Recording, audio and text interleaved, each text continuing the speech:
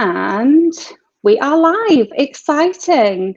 Welcome back, everyone. Or if you are new here, welcome. My name is Katrina, and I am up very early today to bring you a very, very exciting guest. I am very pleased to be welcoming C.L.Taylor to the channel. No, thank you for getting me on. I feel really guilty now that you had to get out of bed so early to fit in with my school schedule. We've got all the coffee. We'll be fine. You'll just see me sipping it throughout. It's cool. So C.L.Taylor is Sunday Times best-selling. C.L.Taylor is here to talk about her new novel today, The Island, which came out on Thursday here in the UK. There in the UK. Where am I? And yes, it's wonderful, and you should all read it. But I will let C.L.Taylor tell you about it herself. Do you want a blurb? Yes, please. Okay, so The Island is about 6 teenagers who their parents all met at a sort of antenatal group when they were babies. In fact, before they were babies, and the families have been going on holiday ever since. Every year they all go on holiday together, and this year one of the families decides they want to go to Thailand, and to celebrate one of the members of the group, one of the teenagers' birthday, the dad books them onto a survival experience on a remote Thai island. So all the kids go, the 6 teenagers, their one guide, and then unfortunately on the first full day the guide dies of a heart attack, leaving the 6 teens stranded. And as if that wasn't bad enough, then one by one all of their worst fears come true.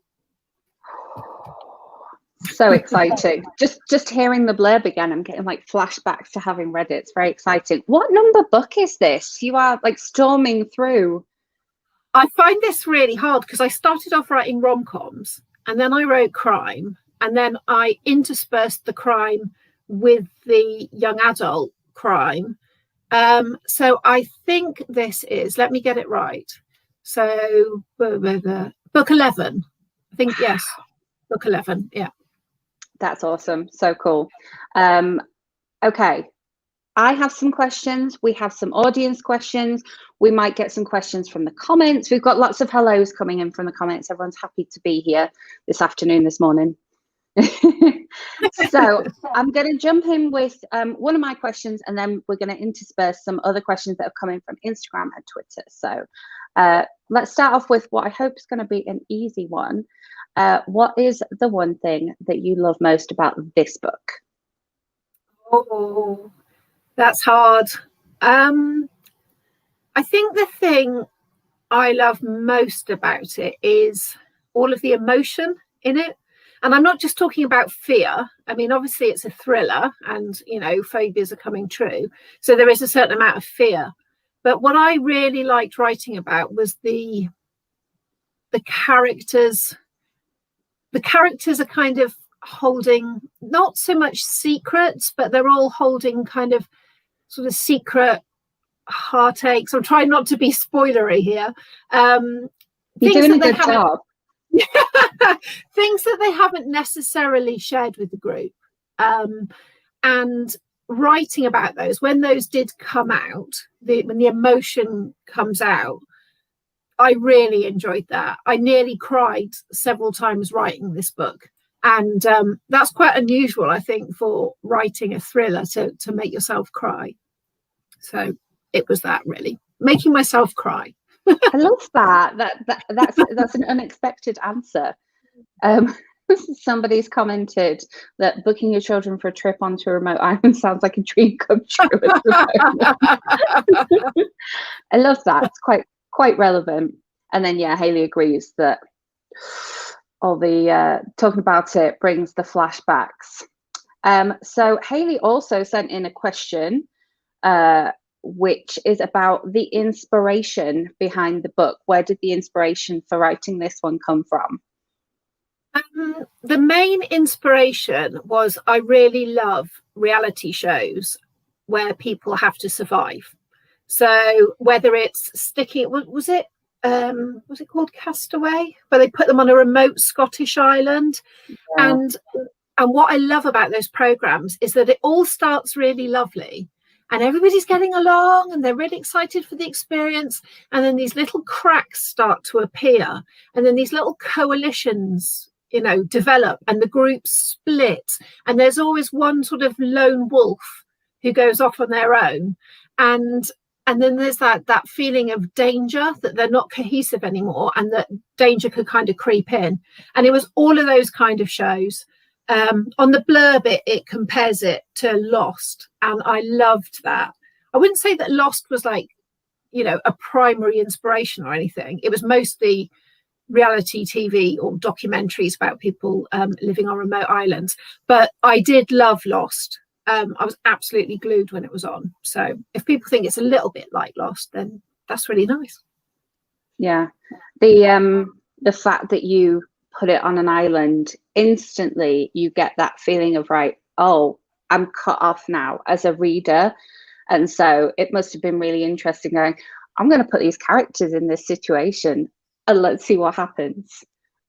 I love writing books where people are in a kind of crucible that they can't escape from.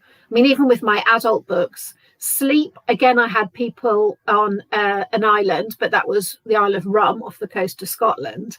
And then in The Lie, it wasn't an island, but it was a remote retreat at the top of a mountain in Nepal with terrible weather that meant they couldn't escape. But I love that, because when people can't escape, they're forced to kind of butt up against each other. You can't run away from conflict. You either have to hide where you are, or you've got to do something about it. And I just love that sort of thing. I love that reality TV came into it as well. I really like that. Yeah, I keep saying that, I'm such a reality TV addict because it's all research. And it is, in a lot of ways it is, because you can watch fiction and often I am inspired by fiction, but that's somebody else's interpretation of fact. Whereas I know reality TV is set up and the producers do this and that. But I think, unless we're talking Big Brother, which they're very aware they're on camera, most of these things, people's reactions are genuine. And it's that emotion and the things that pushes people's that triggers people that I love about reality telly. Yeah, I get that. Okay, another question from me. Was there any part of this novel that was harder to write than others, and why? And I have you a little bit frozen. So hopefully that sorts itself out. Anyone else seeing frozen? Am I frozen? Or are we just half frozen right now? Anyone can let me know in the comments. Sorry. Oh, you've come back. That's fine. I just vanished. My internet Wi-Fi switched between things and that threw me out. Sorry about that. That's okay. I was like, are we all frozen or is it just you? Okay, so I will ask my question again, if that's okay. Okay. Yeah, so was there any part of this novel that was harder to write than others, and why? Yeah, the part that was really hard to write was to do with Jessie, because there's two main characters, Jessie, a girl, and Danny, a boy. And Jessie's is written in the first person and Danny's is written in the third person. And without giving too much away, Jessie has experienced something quite traumatic in her life. And writing it in the first person, I had to put myself into her shoes. I had to be her and experience what she was experiencing when that happened. And that was hard, because I was visualizing, I was trying to see through her eyes what she'd seen and then feel the emotion. And that's always quite exhausting to do, because you it's like method acting, but with writing. You have to become it and feel it. And so I was quite glad when I passed that scene and, wrote a bit of romance for Jessie, just a touch.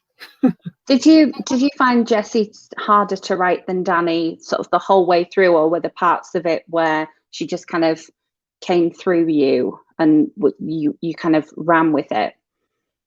Yeah, sort of depending on the scene. There's a bit where she goes into the sea and she's swimming hard. No spoilers, but that bit I really enjoyed, because I could feel the sensation of powering through the water. And also she's such a water baby, and you know, she used to swim for county. She's a strong swimmer. So using my imagination to write that, and also because it's Thailand, it's a Thailand sea, that's going to be much more pleasant than swimming in the sea off Britain. So things like that. And also I did the little touch of romance that I put in. That was nice. That took me back to, you know, my teenage years and that kind of yearning that you think is unrequited. Well, in my case, it was unrequited. But, but so there was a bit of sort of, what's the word? I can't remember. Fantasy fulfilling, I guess. Yeah. Yeah. But again, I'm trying not to give too much away. No, but I mean, escaping to be swimming in a Thai sea sounds quite nice anyway. Yeah. Okay. We have another question coming from somebody I know who is viewing right now. So, do you ever find that you've given yourself the creeps after writing a tense scene? Yeah. And this is another reason for watching reality telly.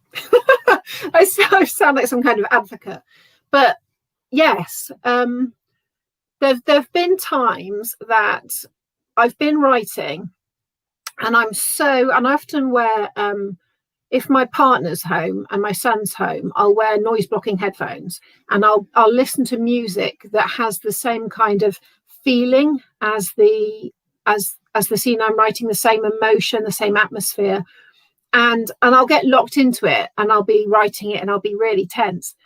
And a couple of times, either my son has come up behind me and tapped me on the shoulder and made me jump out of my chair, or the dog has snuck into the room and I just feel something brushing against my leg.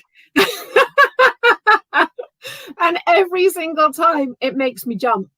And also when I wrote The Lie, I went to a cottage in Cornwall for a week. It was supposed to be a family holiday, but I was really behind and I needed to catch up. So my partner said, you just go, stay there, you know, do the writing you need to do. And this little cottage had no Wi-Fi. It had no phone signal. All it had was a landline, and it had 3 stories. It was a little tiny cottage, but one of the bedrooms was in the attic. And after writing some of the creepy stuff that was in The Lie, I could not sleep. I'd be in that attic room and I'd be like, oh, it's just me. My phone doesn't work. You know, your imagination, you know, really, really fires. So now if I'm going to write, I tend to go to hotels because at least I feel safer there. And I think, you know, I could bang on the wall and somebody else would hear me, or, you know, ring reception or something. Yeah, and you're kind of expecting lots of different noises in a hotel, whereas when you're on your own, you're like, what is that noise? Yeah, exactly. So has that cottage popped up again in any of your novels? I'm trying to think. No, not particularly. Not that one. Some places, a lot of places I visit do pop up in my books. But not that particular cottage. But it's all saved in, you know, in the memory books for future memory bank for future books. Yeah. So next we have a question which I got asked on Twitter and Instagram and Facebook. It was like the most popular question because obviously the island is young adults. People want to know the difference between writing your YA books and your adult books, and if you have a preference. Yeah, the main difference is that they're shorter. So that's a primary difference. My adult books are typically around 95 to 100,000 words. My YA books are about 70,000. They're much shorter.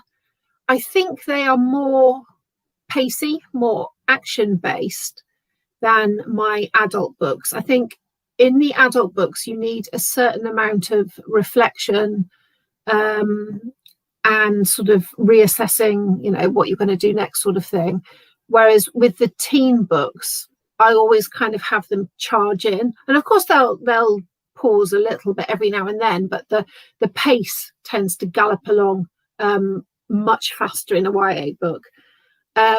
Also, obviously, the ages of the protagonists are different.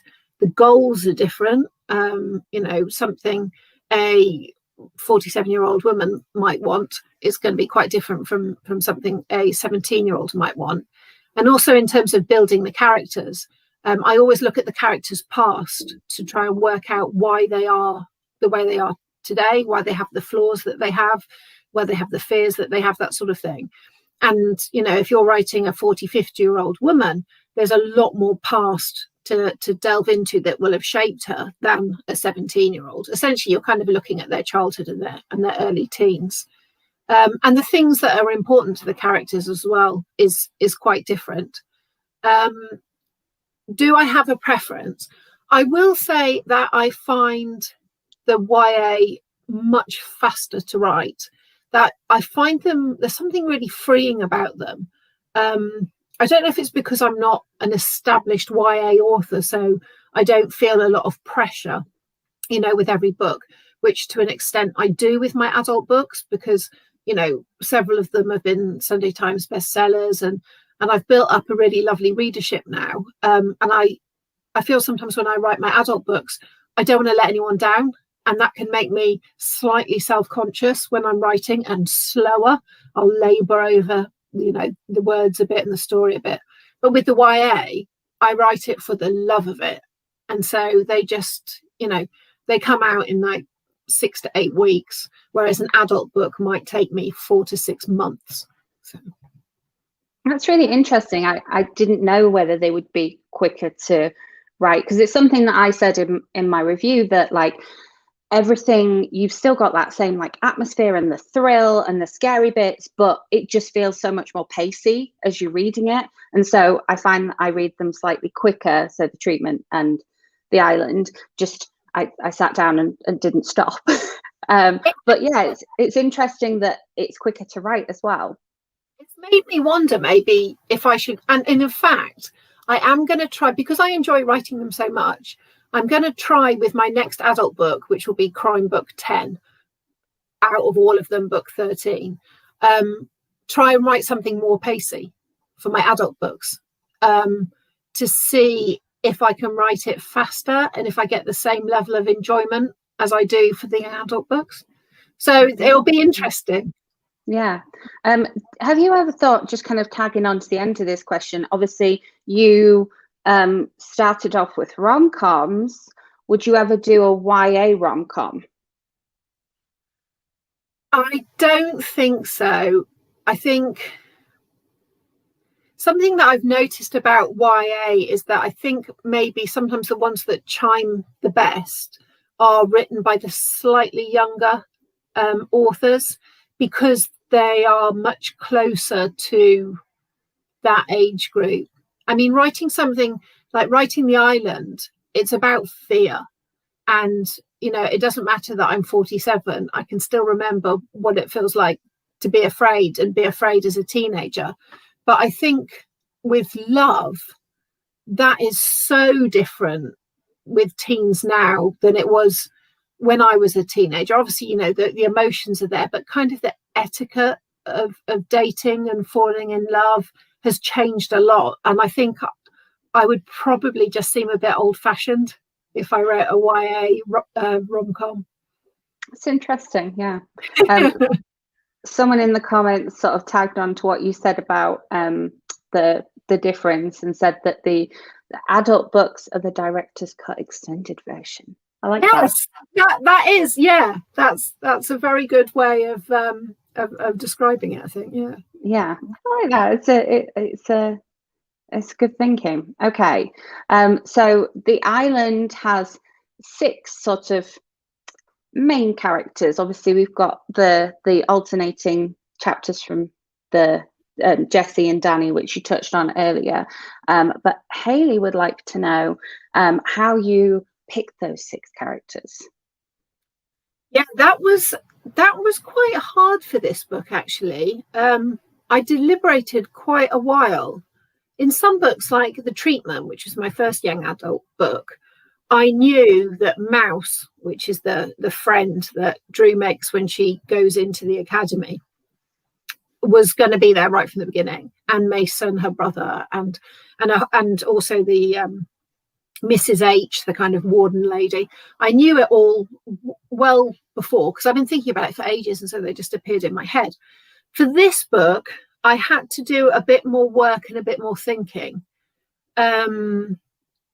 I liked the idea of having Meg and Milo as twins, because there's a certain kind of conflict that can come with being twins. There's obviously there's a togetherness as well, and a sort of, lifelong sort of person in your life. But rather than brother and sister, I thought, if they were born on the same day at the same time, sort of thing, they would be matched against each other much more. And with Jeffers, so Jeffers is my survivalist prepper character, and I wanted there to be diversity in the book. And so I was like, I've got all of these. So I've got Meg and Milo, who are both Greek British, and so for Jefferson, this prepper, I thought, shall I make him gay? They would be quite interesting for the group dynamic if I make him gay. And also, what I really didn't want to do was stereotype. So why not a gay prepper 17-year-old? Because people are into all sorts of things. And I really liked him because I felt he felt a bit ostracized from the group, not for his gayness, but for his prepperness. They see that as very other. And it was just kind of thinking about mostly how can I put conflict into the group. And from there, I started to sort of think of ways to separate the characters from themselves. I'm having to be a bit woolly about this, because if I say too much, it gives too much away. Yeah. That kind of, you kind of led into my next question, which is to do with the diversity. These characters, they are all so sort of different in quite subtle ways from one another. And, it made me think, how important is it that readers see themselves in your books? Yeah, it's really important. Obviously, I'm not going to write from a point of view that isn't my own. I'm very aware of you sort of write what you know and what you've experienced, kind of thing. So I'd never write a character that wasn't white female from the first person point of view, particularly not in YA. But I didn't want to just whitewash the cast and just have a bunch of white cis British well-off teens. So there is variation. There's children from broken marriages. There's children who suffered loss. There's children whose parents aren't very well off. And like I said, the Greek twins, and Jeffers is gay. And I did consider bringing in other races for some of the characters, but without giving anything away, I didn't want to demonize by making certain characters a certain race. So it was something that I was very, very aware of in the plotting and the planning. And also, characters who maybe have mental health issues. The characters have mental health issues. And I think so many teens have mental health issues at the moment. And, if they can relate to Danny or Jessie in some way, then that might help normalize how they feel, I think. And, and in terms of body types and stuff, I'm not the kind of person, I am no supermodel. And as a teenager, I was no supermodel. So, I don't do the whole skinny, perfect, beautiful thing in my books. I think my character's a bit more normal, a bit more rough around the edges. Yeah, it's interesting. They didn't come across as any sort of one body type, but I like the fact that, you brought in people who they don't necessarily have like the perfect house with the perfect two parents who are together, and they've always come from money. And I love the fact that we had some mental health exploration in there. Again, no spoilers, but yeah. Yeah, I really, really like that. And the cast definitely came off as, I think that a lot of people will be able to identify with somebody in the group. And I think that I really like the fact that you had Jeff as this outsider, because I think that we as readers feel a little bit like an outsider. So I really kind of like identify with him, even though Jessie is written in the first person. So, you might gravitate more towards her, but because I was like, well, I feel like I'm kind of watching this from the outside, and Jeff is an outsider. Right? I liked his sort of storyline. He was really interesting. I liked him a lot. He was fun to write, and I could totally imagine his camp as well. Oh yes, absolutely. It went with him. I got sort of like slight Lord of the Flies vibes going on. Yeah. But yeah. And then somebody has asked in the comments, just still sticking with the theme of characters, if any of the characters based on people that you know, and if you have based characters on people you know in the past, have they guessed? Not in the island, no. They are all totally fictitious. In other books, I may have based some bad guys on people I don't like, but if you read the front of the book, it completely says that's not true legally. So no, I mean, nobody has ever said, is that me? Mostly because I don't speak to the people I don't like anymore. But only in a small way. I think if you completely model a character on a real person, then it becomes quite tricky, because you need to have that kind of authorial space. Even though you're stepping in their shoes and stuff, it has to be a fictional character. It can't be a caricature of somebody you know, because I think if you do that, then it feels odd with the rest of the fictional characters, or there's too much detail, or so a little something might influence. I mean, sometimes I nick small stuff from people, like my friend Ad, who thinks coriander tastes like soap. I made that, one of my characters sort of said that and believed that.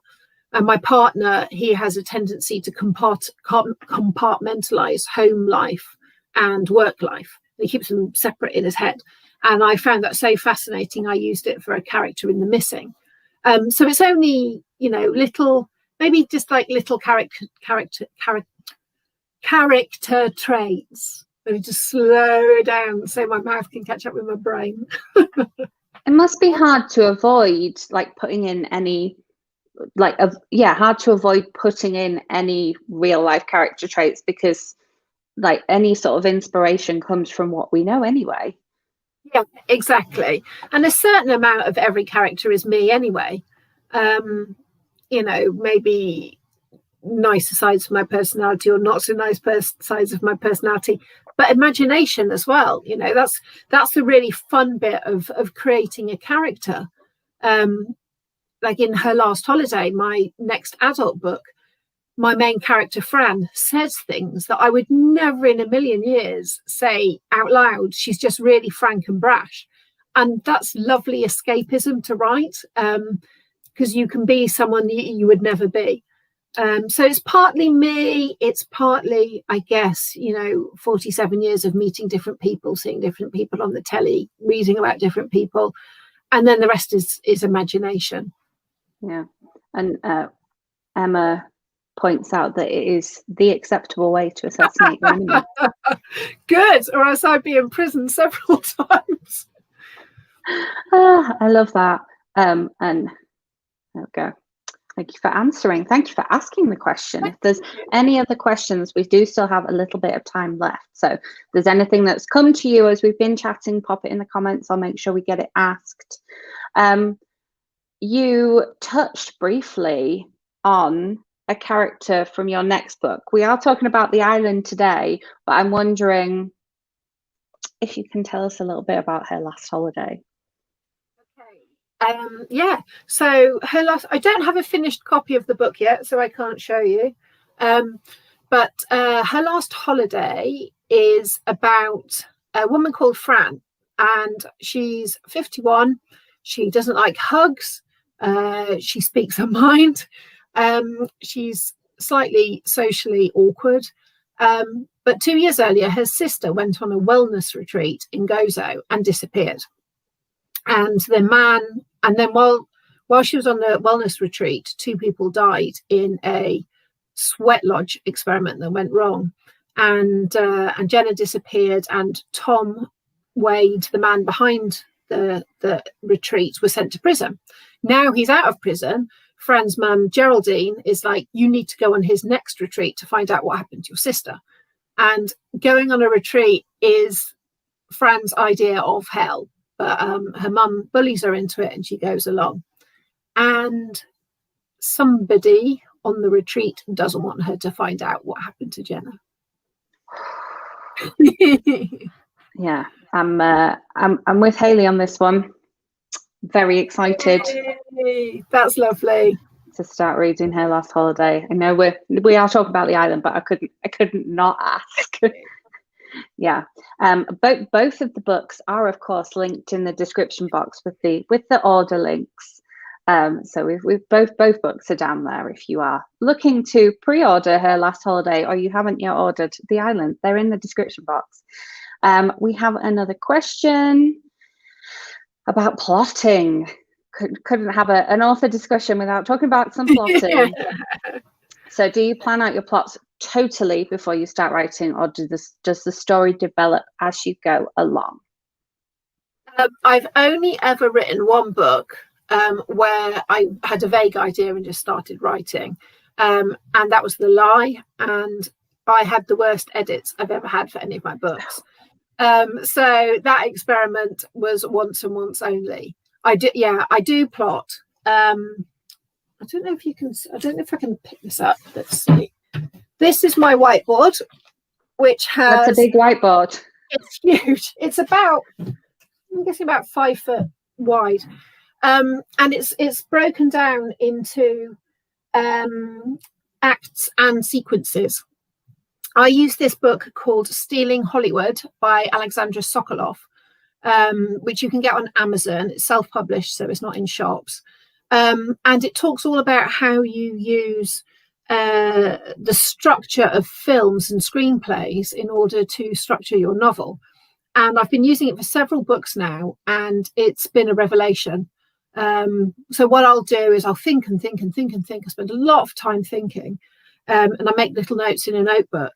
And then I start to work out sort of things like, what's the inciting incident in the book? What's the thing that sends the character after their goal? What's the midpoint twist? What's the big climactic battle with the bad guy sort of thing? And then lots of other sequence climaxes in between. And I'll write them on index cards and stick them on with a magnet. Sometimes I'll know a few extra scenes in the book, but typically not. But having those sequence climaxes gives me somewhere to aim for. So I'll get to that bit, and then I'll get to that bit. So it means that there are points when I'm writing the book where I'm like, what happens now? You know, but that is what is fun, because that's where the extra ideas come from, and that's the fun bit. But I'm not completely lost, because I've kind of got this roadmap of plotting. And the twists in my book almost always come to me right at the end when I'm writing them. So that's kind of terrifying, because you think, I haven't got a twist. I haven't got a twist. Writing. I haven't got a twist. You're like, please let me get a twist.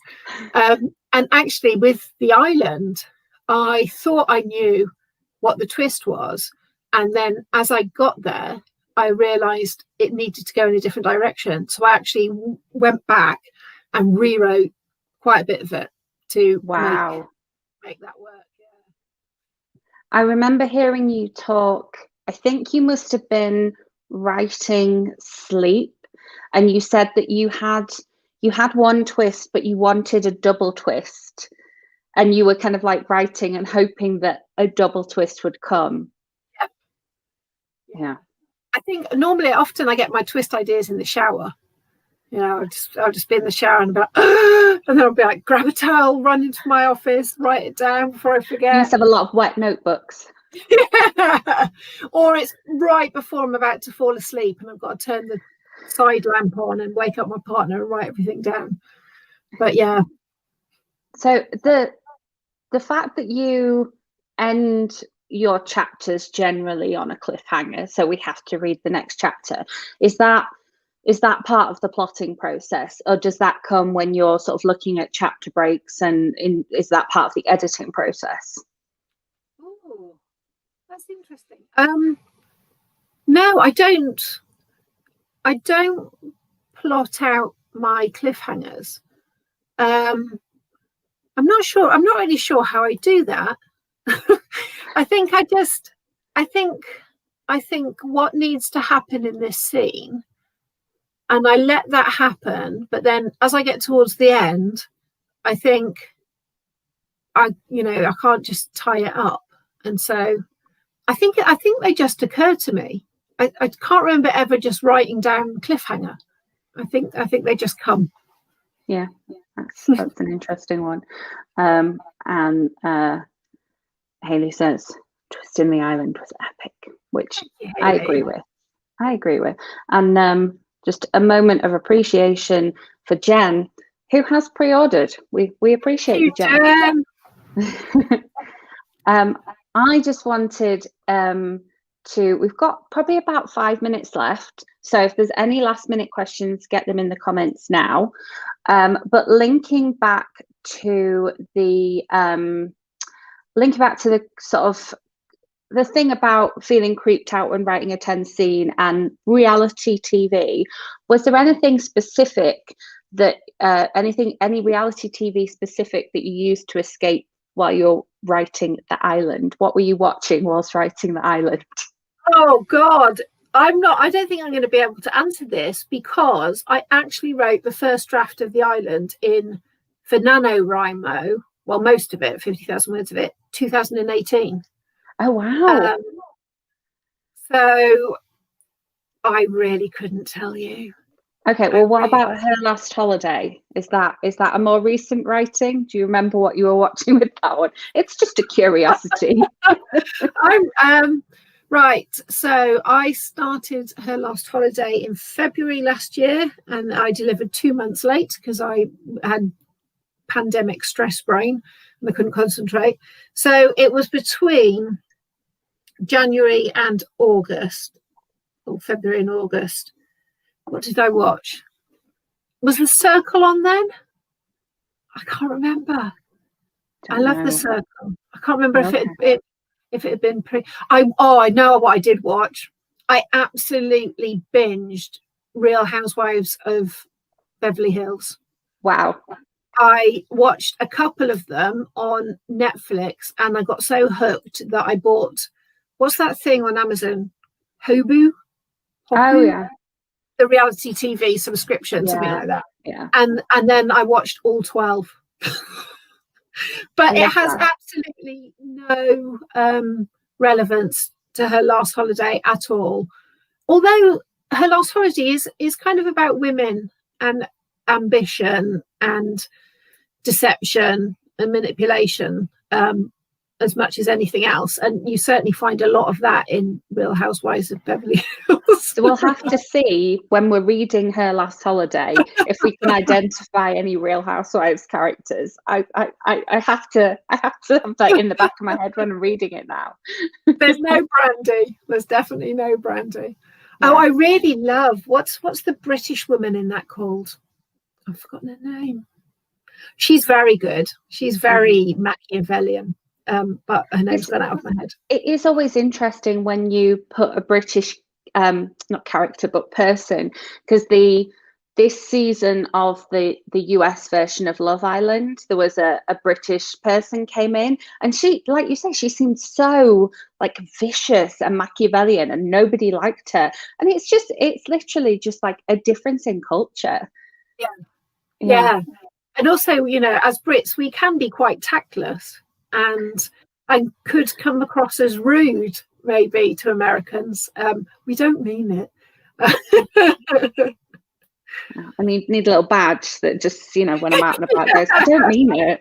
Yeah, don't be offended. I'm British. It's just my sense of humour. We have another question in the comments if we've got a couple of minutes. Have you got a couple more minutes? Yeah, go for it, yeah.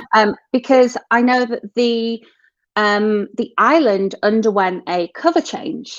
And so how much say do you have in your cover design?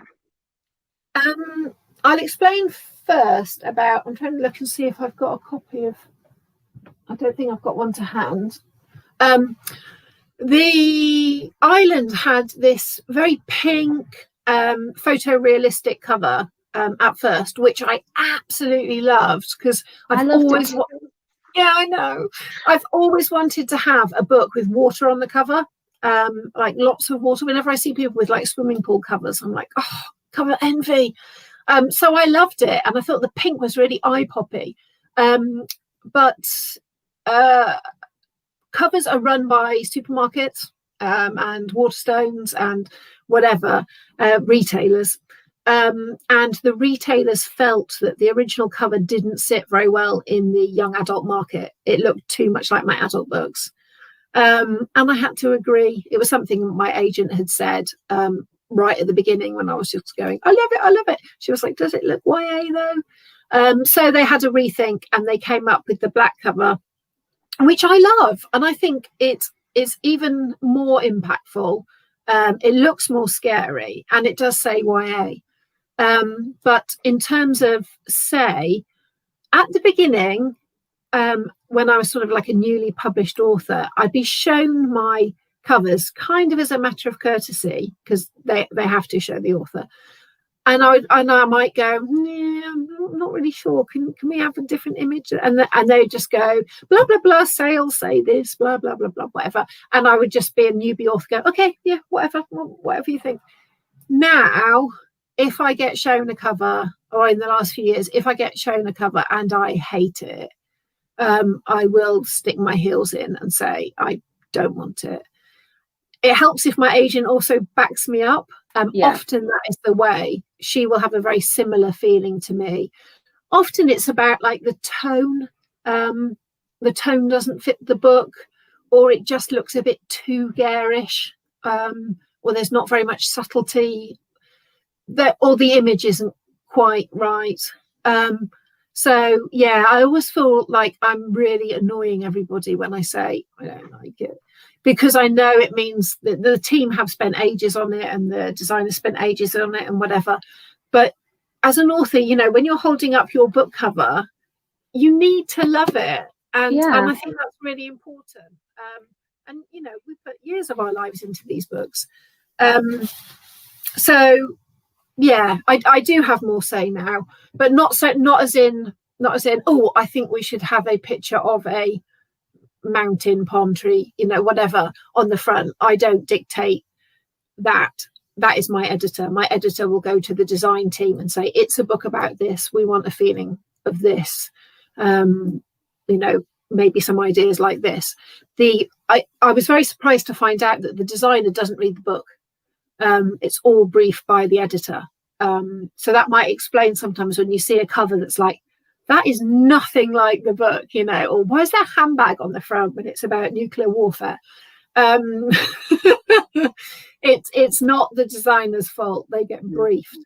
But designers are very good, and I have some lovely book covers that are eye-popping and have done well with the retailers. So perhaps if the island like sells amazingly, you can go down the route of like when they like reissued the Harry Potter books and Wonder for like the adult market, and we'll have the original cover.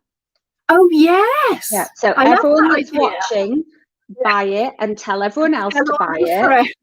And then we can have a reissue. Yes, and then we can hold that lovely pink island. Yeah. Okay. Sorry. Carry on. No, it's fine. I was just looking to see, just in case I. Oh, hang on. Wait. For anybody wondering, I found one. There we go. The old and the new. Mm. It definitely is more like your adult covers. Mm. Right, very quickly before we have to go, because I know you have to leave. Are you able to talk about anything you're working on? I know you're a little bit superstitious when it comes to this. I'm actually supposed to be writing a short story for my weekly, and it's actually going to be a short story about Fran from her last holiday. So I've finally got an idea, and I've written a couple of lines, but I need to finish it. And I'm also waiting for. I really struggled to put the idea together for book 10 or book 13. And I have actually run it. I don't often do this, but I've run an outline past my editor to get her feedback. Because, like I said, I'm doing something slightly different with book 10, which is to make it a bit more thrillery, a bit faster. And I need to check that she's okay with what I've come up with. So she said she's going to feedback to me tomorrow, Wednesday. And then if she likes it and she hasn't got any objections, I'll start writing it on Monday. So that'll be literally day one of a new book on Monday. So yeah, I think that's it. Only a whole book to write. Short story first, though. Yes, yeah, I've got to finish the short story. That'll break me in this week, I think. 1,800 word short story that I need to do by Monday. So it'll be the first actual writing I've done this year. Exciting. Yeah. Well, thank you so much for joining me today. It's been fascinating. Lots of love in the comments for the discussion on covers. A lot of people didn't know what went into the covers. So that's been really fascinating. And like I say, if you're watching this, everyone buy the island, tell your friends to buy the island, and then we can see the other cover as well. We'll get a reissue. Yes. I highly recommend it. As Hayley says, twist is epic, and those characters have kind of stuck with me. I'm still thinking about them now. Lovely. Thank you for having me on here. Thank you for everybody who's watching. I can't actually see the comments, so I'll read them afterwards. Yeah. And I know a lot of people have said that they couldn't make this time, so they'll be watching afterwards. So if you're watching afterwards, thank you for watching as well. Thank you for everybody who's joined us live. And thank you, C.L.Taylor, for taking time out of your writing of your short story to come and chat with me today. Thank you. It's been lovely. Thank you. Okay, I am going to end the broadcast. So I will say goodbye from me. Bye from me.